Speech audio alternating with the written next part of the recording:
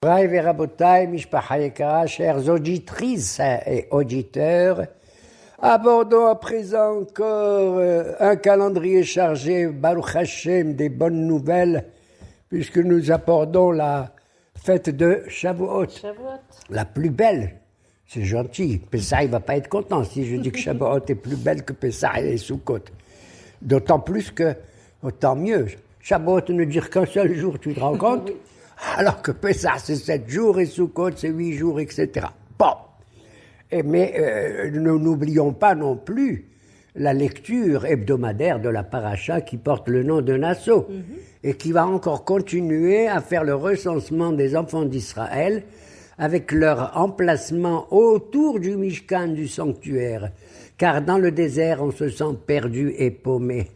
Et c'est une situation très difficile pour le peuple juif qui s'imaginait qu'il allait directement en sortant d'Égypte se rendre en Eretz Israël. Et le bon Dieu dit à Moshe, tu vas compter le nombre des enfants d'Israël, ceux qui ont l'âge, ceux qui sont le plus âgés de 20 ans, à partir de 20 ans. Kol Yotzei Tzava, tous ceux qui vont partir dans la guerre pour faire la conquête du pays. Et donc c'est une paracha, celle de Nassau, tu sais ce que c'est? C'est la plus longue de toutes les parachiotes. Tu sais combien de versets elle a? Non. 176. Waouh. Elle correspond dans les Teilim au psaume 119 et qui compte combien aussi? 176 versets.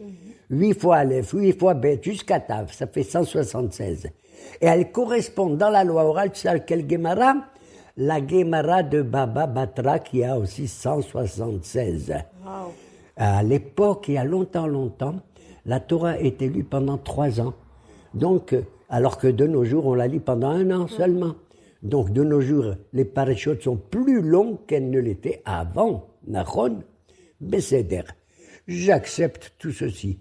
Et voilà pourquoi je vous dirai tout simplement, que les enfants d'Israël ont voulu porter les drapeaux dans leur formation, comme les malachim, comme les anges. Autour du Mishkan, devant, il y avait, à droite, c'est-à-dire au sud, il y avait Michaël, à gauche, il y avait Gabriel, devant, devine qui? Uriel, papa, mon gendre Uriel, et dans le dos, ils avaient Raphaël, l'ange de la guérison, d'accord? Et ce qui compte, en vérité, c'est que nous regardons uniquement 3 petits versets qui sont les plus beaux de toute la parashia, en ce qui concerne la Birkat Kohanim. Les Kohanim sont demandés par Akadosh Baruch Hu de bénir le peuple d'Israël, et il leur dit comme ça, Ko tebarchu, ainsi vous allez bénir. Alors les Kohanim, ils vont dire, bon Dieu, on bénit comme on veut, chacun selon sa matière, chacun selon son caractère. Non, vous allez faire la même bracha à tout le peuple d'Israël en tant que klal, pas seulement en tant que prat, individu, mais en tant que collectivité. Ko, pourquoi il dit ko, ainsi tu béniras? Ça veut dire que vous ne devez pas ajouter un mot de chez vous.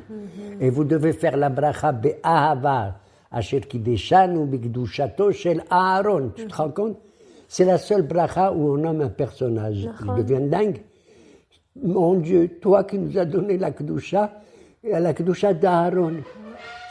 Et voilà pourquoi je comprends maintenant pourquoi, entre guillemets, c'est pas vrai, nos aristocrates, les Kohanim, ont mérité d'être les prêtres du sanctuaire, tout simplement, parce qu'ils étaient les enfants d'Aaron. J'ai envie de pleurer, Aaron. Ohev shalom, merodef shalom. Et à tel point que cet amour-là, ma fille me l'a rappelé tout à l'heure, c'est qu'un papa, il met le talit sur la tête de ses enfants pour les bénir. Et même sur la tête des amis, peu importe. Et ceci nous rappelle que, hélas, quand une famille a perdu son père parce qu'il est mort là dans la guerre actuelle, ces enfants-là, sous le talit de qui se mettent?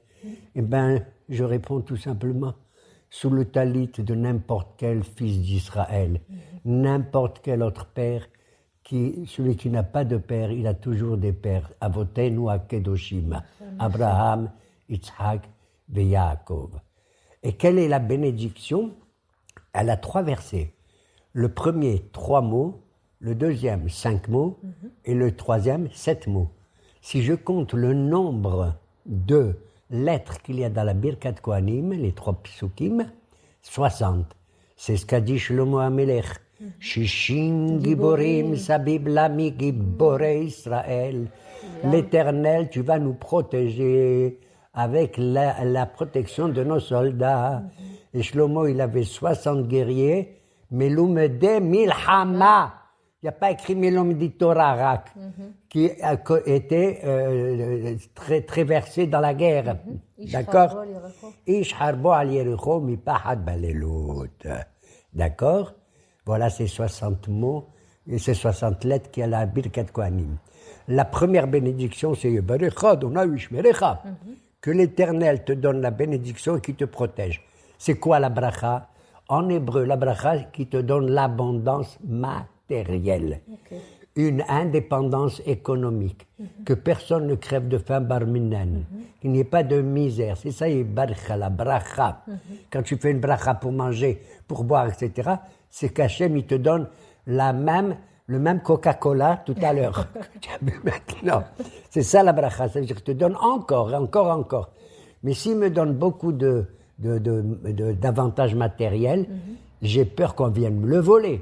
Voilà pourquoi j'ai Barecha Hachem, Yishmerecha, il te protégera de tous les bandits et de tous les voleurs. C'est la première, tu as vu, la première bracha, elle est matérielle, c'est incroyable. Mamash, incroyable. La deuxième bracha, c'est Ya'ir Hashem panav elecha v'choneka. C'est une bracha spirituelle. Tu vois que le spirituel vient après. L'Éternel, il éclairera sa face. Éclairer la face du bon Dieu, c'est-à-dire monter sans cesse dans la connaissance divine.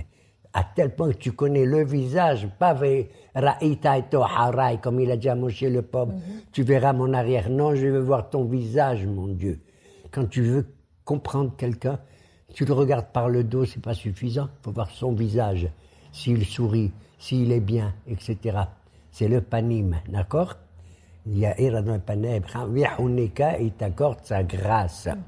Troisième bracha, impossible de la comprendre. Yissa Adonai Panem Elecha, l'Éternel va être partial à ton égard. Tu as compris? Yissa, ça veut dire il est nosepanim. Comment on dit nosepanim en hébreu? Je t'accorde une grâce, un avantage par rapport aux autres. Yissa Adonai Panem Elecha, Ve'asem Lecha Shalom, il t'accorde la paix. Un beau jour, quand ils ont entendu ça, les anges et les malachim, ils ont dit, qu'est-ce que c'est, mon Dieu, tu es nosepanim? Tu enseignes à tes enfants d'être partial vis-à-vis de celui-ci, celui-là, ok? Il leur dit, oui, je suis partial vis-à-vis du peuple juif. Oui, je suis partial. Parce que moi, je leur ai dit dans la Torah, Ve'achalta ve'sabata, ou berachta, tu fais le Birkat Hamazon quand tu as bien bouffé, tu es plein. Tu as mangé plus que combien de centaines de kazitotes, d'accord? Et eux, ils mangent un petit kazaït, ils boivent un petit rébiaïd de coca, d'accord? C'est tout, ou bien de verveine, comme les femmes. Et puis, ils font la bracha. Tu te rends compte? Un petit kazaït, ils font Birkat Hamazon. Hein, et tu veux pas que tu sois partiel avec eux, hein, tellement ils veulent faire la parole. Mamache, la parole divine comme ça. Ah, ils ont dit, ah bon, d'accord. Il leur a dit, de toute façon, vous, les anges, de quoi vous vous mêlez? Je vous ai donné une position la plus belle qui soit. Vous exécutez mes paroles avant même de les comprendre. Ratzovachov, comme a dit le prophète. Hein? Vous arrivez avant de partir. Vous, tellement vous êtes rapide. Mais dites-moi, vous voulez pas que je donne la Torah aux enfants d'Israël? Qu'est-ce que ça veut dire? Non, mon Dieu, on veut la Torah pour nous. Qu'est-ce que pour vous? Est-ce que Moshe, viens leur dire. Moshe, j'ai peur d'eux. N'en aie pas peur, attrape mon chariot divin, tu vas voir, tu n'as pas peur. Alors Moshe dit aux anges, dites-moi, est-ce qu'il y a écrit vous mangerez? Est-ce que vous mangez? Non. Il y a écrit ne tue pas. Est-ce que vous tuez? Non. Il y a écrit ne sois pas jaloux. Il y a écrit ne prononce pas le nom de Dieu en vain. Est-ce que vous... Non. Alors, c'est pas besoin de vous, la Torah. Elle est pour nous, véritablement. C'est mamash ce qui s'est passé. C'est qu'au moment où les Juifs, ils étaient dans le désert, puisqu'on est en train de lire le 4e livre du Chumash, qui s'appelle Bamidbar. On est en plein dans le désert. Les malheureux, que tu le veuilles ou non, ils sont paumés. Ils s'imaginaient qu'ils allaient rentrer dans un pays normal, avec des rues, avec des places, avec des épiceries, avec tout ce dont on a besoin. Finalement, ils sont dans le désert, ils sont paumés. Et Akadosh Baruch Hu dit à Moshe, tu vas les réunir. Chaque tribu, tu la mets à sa place, comme il convient. Et pour pas qu'ils se perdent et ils se noient dans le désert, tu vas mettre le Mishkan au milieu d'eux. Je suis présent dans le Ohel Moed, dans la tente d'assignation. D'accord? Et maintenant, je vais leur donner la Torah. La Torah. Mon Dieu, tu m'as dit, quand je suis allé en Égypte, que je dis au pharaon, qu'on va sortir uniquement pour te prier. Non? D'accord? Vous allez adorer le bon Dieu. Adorer, ça veut dire prier ou faire un sacrifice ou pas, une offrande, d'accord? Mais tu me dis maintenant de leur donner la Torah. Mais je suis obligé. Je voulais leur donner en Eretz Israël, mais comme j'ai peur qu'ils soient... Ils se perdent, je voudrais les réunir et leur dire que je suis présent. D'accord? D'accord, Hachem. De donner la Torah en fait en Eretz Israël. On devait la donner, bien sûr, c'est la passée. Il a bien dit, les Shaken Shemosham, que vous construirez un temple dans l'endroit que je vais vous désigner. Il n'a pas encore dit que c'est Jérusalem, on le sait plus tard. Hein, on a fait Yom Yerushalayim. Bon, alors, il a dit, c'est comme quelqu'un. C'est comme quelqu'un, tu lui promets de courir, de faire un telle et telle chose, et puis finalement il est fatigué, il est malade. Alors tu vas le guérir tout de suite. Donc la Torah est une guérison. La Torah est une guérison, la meilleure de toutes les guérisons. Et elle va les rassembler, les réunir tous ensemble. D'habitude, ils étaient divisés dans chaque étape du désert, mais là, ils sont uniques. Comme un seul être humain avec un seul cœur. D'accord? Bon, Moshe, il dit à Hachem, dis-moi, qu'est-ce que tu veux, c'est quoi la Torah, qu'est-ce que tu veux nous donner?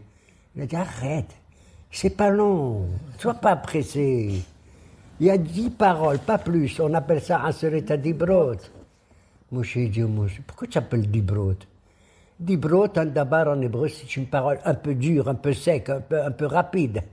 Pas agressive, mais quand même, tu dois faire et puis c'est tout, tu te tais. Pourquoi tu appelles ça un seul état dibrot? Fais comme quand tu as créé le monde. Le bon Dieu le dit comme quand j'ai créé le monde, j'ai utilisé le ma'amar, emor, l'emor, vayomer, c'est une parole mais douce, gentille, calme, d'accord? J'ai dit yehi or, que la lumière soit. Vayi or, et la lumière elle est venue. Paf, tu as vu que tu parles gentiment?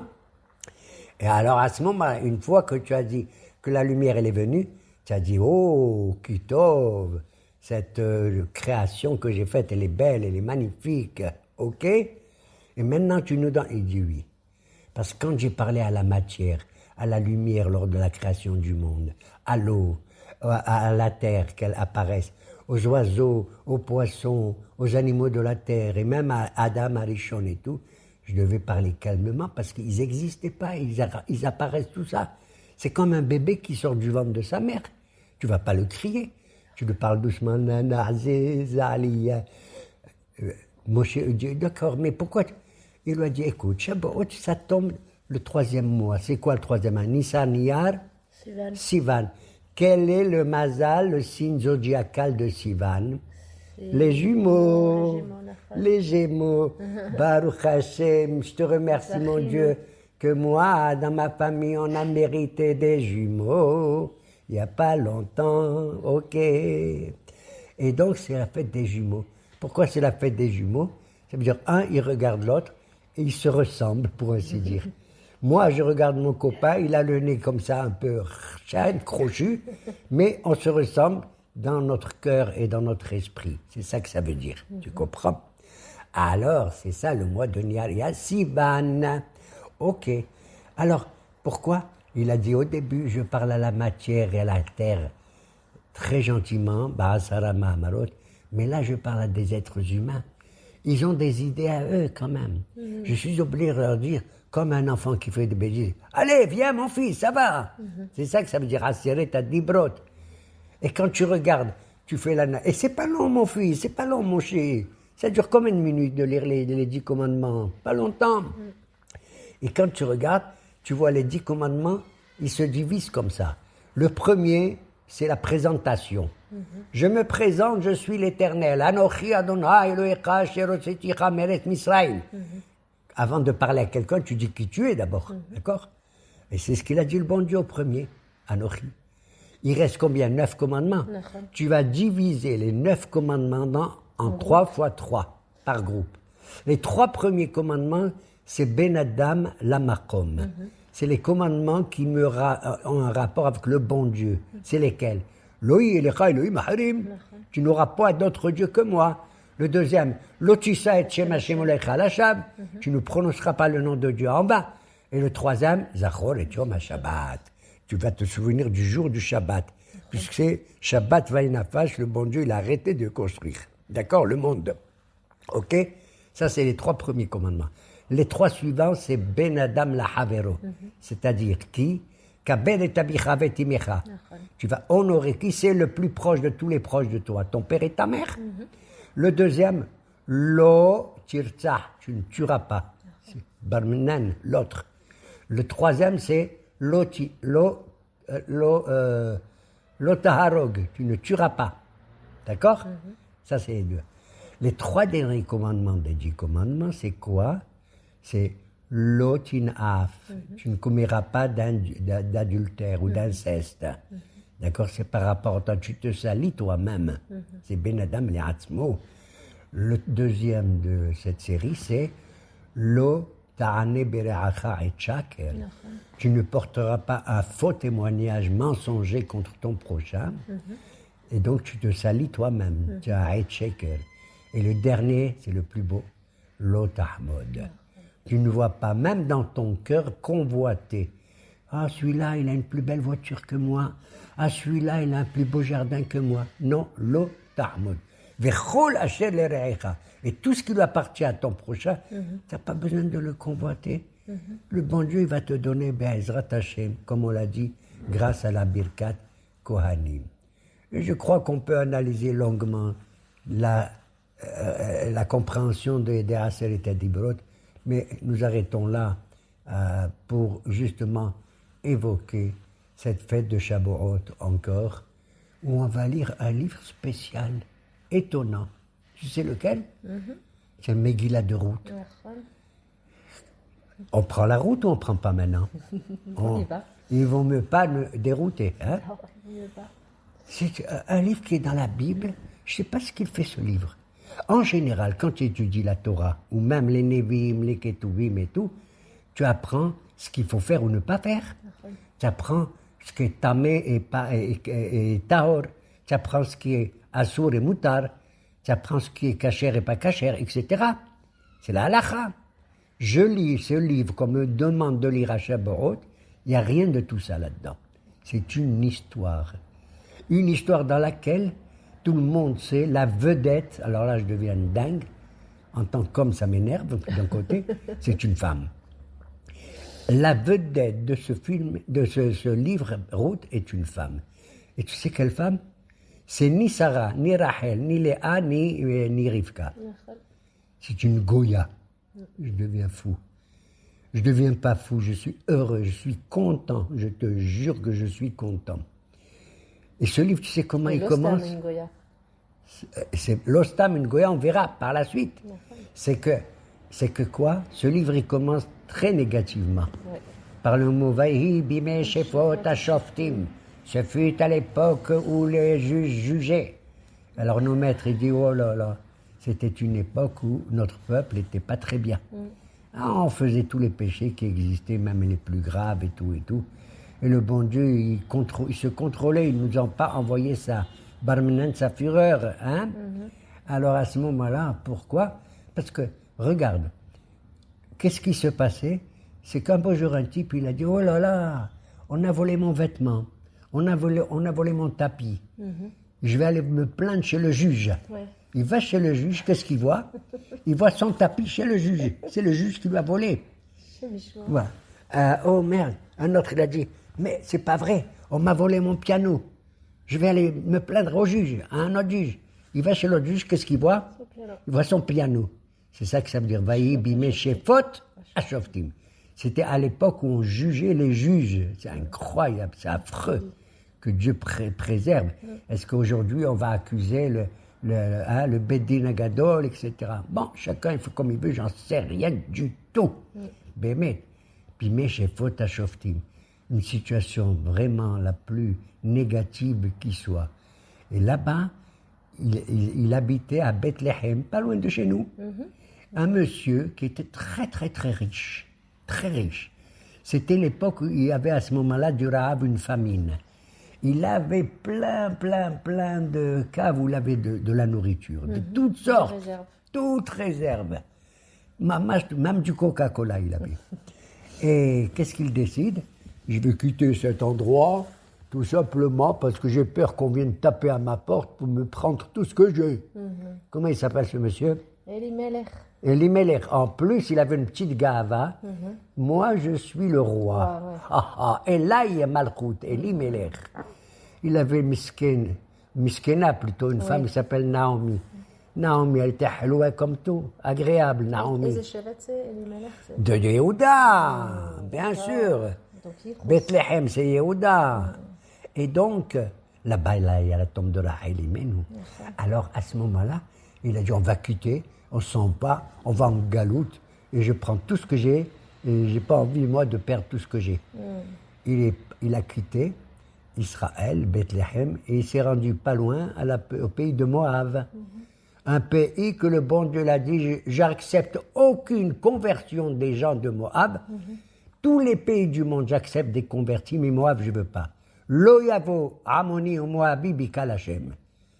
Pourquoi? Parce que quand on est sorti d'Égypte, ils nous ont même pas donné un petit peu à boire, même pas un peu de l'eau. On crevait de soif, mamache. On crevait de soif. Bon. C'est quoi l'actuel Moab Ammon? C'est à côté de la Jordanie, par là-bas. Et alors, à ce moment-là, mais il est allé à Moab, tu te rends compte? Avec sa femme Naomi, ils avaient 2 enfants, Mahlon et Chilion. Certains disent qu'ils avaient un autre nom, c'est Yoash et Saraph, qui s'appelaient. Et ces 2 enfants, ils se sont mariés, tu sais avec qui? Avec des goyotes. Avec 2 goyotes. Une, elle s'appelait Ruth, et l'autre, elle s'appelait Orpa. Et tu sais, elles étaient les filles de qui, celles-là? D'un roi qui s'appelle Aiglon, qu'un de nos juges, Ehud Ben Gera, avait tué. Mais ce Aiglon, il avait un mérite, parce que quand Ehud il est venu vers lui, il a dit, j'ai une chose à te dire au nom de Dieu. Qu'est-ce qu'il a fait, Aiglon? Il s'est levé. Il a respecté le nom de Dieu, le pauvre. Et bien, c'est de lui. Tu sais ce que ça veut dire Aiglon en hébreu? C'est celui qui conduit, le conducteur d'un carrosse, le carrossier. Et c'est de lui que sortent ces 2 femmes, Ruth et Orpa, qui sont mariées avec Mahlon et Chilion. Bon, ils les ont convertis, pas convertis, certains disent oui. Donc, 2 princesses. Des grandes princesses, mamache. Et alors, à ce moment-là, il se marie avec eux, et il arrive une catastrophe terrible pour Madame Naomi, la pauvre. Son mari, il meurt, Elimelech, et ses 2 enfants aussi, ils meurent, Mahlon et Chilion. Elle est seule, cette veuve, avec ses 2 belles-filles. Avec ses 2 belles-filles. Qu'est-ce qui se passe? Elle leur a dit, mes chères belles-filles, je m'excuse de vous quitter, je dois retourner, moi, à Bethléem. Je dois retourner, je ne peux pas rester là. Alors elles ont dit, mais non, on est avec toi, on va avec toi et tout, et tout, et tout. Non, non, elles insistent un peu. La deuxième, qui s'appelle Orpa, d'ailleurs, elle dit, bon, écoute, si tu veux, moi, je retourne, puisque je suis une princesse, hein. Elle embrasse Naomi, au revoir, au revoir. Donc tu sais que le nom de Orpa, si tu changes les lettres, Oref. C'est Oref d'un côté, mais non, celui qui avait le plus, oui, a fait, celui qui avait le plus que chez Oref, c'est Paro, Orpa, Paro. Et la deuxième, elle dit, non, non, ma belle-mère, Naomi, je veux rester avec toi, je vais avec toi. Une, elle a pleuré, elle est partie. L'autre, elle n'a pas pleuré, mais elle a dit, je veux rester avec toi. Je marche. Je suis avec toi. Elle a dit la phrase la plus belle, cette fille qui s'appelle Ruth, la Ron. C'est quelle phrase elle a dit? Ba'asher telchi elech. Là où tu vas, je vais. Ba'asher talini alin. Là où tu vas dormir, je dormirai. Ba'asher Elohayich Elohai. Ton Dieu, c'est mon Dieu. Amech ami. Ton peuple, c'est mon peuple. Ba'asher tamoti amut. Là où tu mourras, je mourrai. Vesham ekaber. Et là-bas, je serai enterré. Tu as trouvé cette phrase, elle est incroyable. J'ai pas besoin, moi, de la convertir, cette fille. Non. Elle est plus convertie que moi. Elle est devenue plus juive, dit le Miguel de Ruth, que moi et que toi et que tout le monde. Incroyable. Tu te rends compte qu'elle connaît la route de sa vie, cette fille? Et alors, elles arrivent à Bethléem, et là, toutes les femmes, tu sais, disent « Ma, rendez compte, venez !» Tu sais comment elles sont, les femmes. Regardez la Naomi, elle est venue. Mais qu'est-ce qu'elle a? Avant, elle avait des beaux habits. Regardez les habits rides qu'elle porte. Regardez la tête qu'elle a. Avant, elle était joyeuse, elle était belle et magnifique, bien fardée, zama et tout. Regardez la tête comme ça. Elle leur a dit, ne m'appelez pas Naomi, appelez-moi Mara, l'amertume, et rien d'autre. Ils ont dit, bon, elle est restée avec sa belle-fille, avec Ruth. Ils n'avaient rien de quoi manger. Mais elles ont perdu toute leur fortune quand... Oui, même les champs qu'il avait, les Mélèches, a été vendus à un autre. D'accord. Et donc, Ruth, elle part, la pauvre, une princesse. Tu te rends compte, une princesse qui va dans un champ pour ramasser quelques graines de blé. Dans un pays qui n'est pas le sien, dans une langue qui n'est pas la sienne. Exactement. Et afin pour manger. Et elle, par hasard, entre guillemets, il n'existe pas de hasard. Tu sais dans quel champ est allé? Un homme qui s'appelle Boaz, qui est aussi de la tribu de Yehuda. Et un homme, qui est de la famille de Naomi. Et cet homme, il voit cette fille au milieu d'un tas de jeunes filles. Il dit, c'est pas vrai. Un homme n'a pas le droit de parler comme ça à une femme. Mais il s'est permis de lui parler. Qui es-tu, madame? Qui es-tu, madame? Elle dit, qu'est-ce que... Tu sais pourquoi il lui a parlé à elle et pas aux autres? Elle était la plus tsnoua. Elle avait la plus grande pudeur que toutes les autres femmes qui ramassaient le blé. Tu comprends? Elle se mettait avec pudeur pour le faire et tout. Il lui dit, mais qui êtes-vous? Et c'est là qu'elle lui raconte. Elle lui raconte qui elle est, etc. Il dit, quoi? Tu fais un chesed, une grâce aussi incroyable avec la pauvre Naomi, alors que tu es une princesse? Elle lui dit, elle prend quelques graines de blé, pas beaucoup, tu sais, un peu dans un petit sac, et elle rentre chez elle, chez Naomi. Et Naomi lui dit, où tu étais? J'ai un type, je sais pas, il s'appelle Boaz. Mais je le connais, c'était l'ancien juge il s'appelait Ibsan. Va chez lui toujours, je t'en prie. Demain, tu retournes, fais-toi belle et tout, et tu restes à côté, tu dis rien. C'est ce qu'elle a fait. Elle s'est fait belle et tout. Elle est allée le soir là-bas, et Boaz, presque il dormait, il a vu, mais qui c'est? Elle lui dit, excuse-moi, je suis Ruth. Je te demande une chose, c'est que tu mets ton talit sur ma tête, ton vêtement sur moi. Ça veut dire que tu me prends selon ta grâce, et c'est là qu'il a accepté de vouloir la marier, même s'il a préféré la donner d'abord à un de ses proches parents, qui avait les champs et tout, mais qui avait refusé, et Boaz va se marier avec cette jeune fille-là qui s'appelle Ruth, d'accord? Et tu sais ce qui se passe à la fin de la Megillah? Ruth, le jour même qu'elle a vécu un jour avec Boaz, elle donne naissance plus tard à un enfant qui s'appelle Oved. Et ce Oved, il donne naissance à un autre qui s'appelle Ishaï. Et ce Ishaï, tu sais qui donne naissance? À un homme qui s'appelle David. Ruth, c'est l'arrière-grand-maître de David à Melech. Je deviens dingue. D'où vient le Mashiach, tu as compris? Puisque le Mashiach, c'est Ben David aussi. C'est de la folie. Et ce David, pourquoi il existe? Normalement, il n'aurait pas dû exister. D'après un Midrash, on raconte qu'un beau jour, Akadosh Baruch Hu, il est Adam Arishon, le premier homme, le maître de l'humanité. Il lui a dit, dis-moi, toi, tu as mangé, tu as fait le péché, au lieu de vivre 1000 ans, tu ne vas vivre que 930 ans. Qu'est-ce que tu vas faire des 70 ans qui restent? Adam, il a dit, les 70 ans qui restent, je les donne à l'homme le plus merveilleux que j'aime, que je vois peut-être dans ma prophétie. C'est qui? C'est David. Donc David existe sans mériter d'exister, pour ainsi dire. C'est incroyable. Ouais. Il a vécu 70 ans et tout. À tel point, pour conclure, je crois, qu'un beau jour, David, c'est écrit dans les Téhilim, que les femmes, elles aiment lire tout ça. Il a dit au bon Dieu, Odéni Hashem Chitzi Umidat Yamai, mon Dieu, fais-moi connaître la fin et le nombre de mes jours. Bon Dieu lui dit, arrête David. Personne y sait quand est-ce qu'il va mourir. Je ne lui dis pas. La preuve, c'est que nos Hachamim, ils ont dit, Shuv yom echad mitatra lifnei mitatra. Jour, fais la tchouva un jour avant ta mort. Mais on ne sait pas quand on va mourir. Donc chaque jour, il faut faire la tchouva. T'as compris? Alors David, il a dit, mais moi je veux savoir, mon Dieu. On me dit 70 ans et tout. Il a dit, écoute, je ne te dis pas quand, mais je te dis le jour. Ça sera un Shabbat. Quoi? Il lui a dit, non seulement ça sera un Shabbat, ça sera un Shabbat où tombe la fête de Shavuot. Aïe, aïe, aïe, mon Dieu. Shavuot, David, il va mourir. David a dit, mon Dieu, pourquoi tu me fais mourir à Shabbat? Donne-moi la mort le lendemain, un dimanche. Il lui a dit, non. Pourquoi? Il lui a dit, parce que le dimanche, le lendemain, c'est ton fils Shlomo qui va prendre le royaume. Et je ne veux pas lui voler un jour. Ki tov yom b'chaserecha me'alef.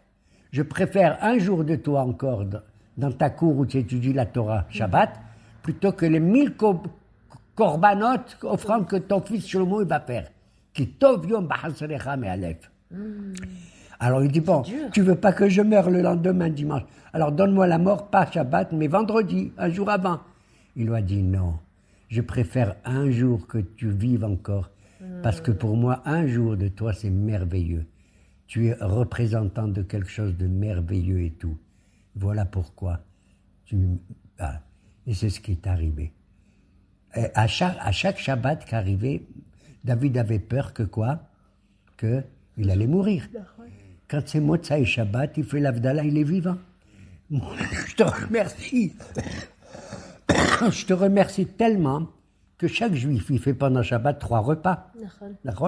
Arbit, Shaharit et Mincha. Et moi, je vais instituer, dit David, un 4e repas qu'on appelle Melavé Malka. Je vais accompagner la princesse du Shabbat. Et voilà pourquoi on fait le 4e repas, même si on mange un petit peu de David Amelech. On l'appelle comme ça. Melavé Malka. Et le dernier jour de sa vie est arrivé. Il étudiait la Torah. Il a vu dans son jardin qu'il y avait un bruit terrible. Les arbres, ils fredonnaient comme ça. Mais qu'est-ce qui arrive? Il sort, il glisse, il tombe et il meurt. Voilà Moraï Verabotaï. On va être content de recevoir la Torah. On va être content de la recevoir et d'avoir mérité un homme, un personnage aussi grand qui s'appelle David et qui nous a donné les Téhilim, Yeratzon, que nous lisons le Téhilim 119, même s'il a 176 psukim, versets. D'accord? Pourquoi?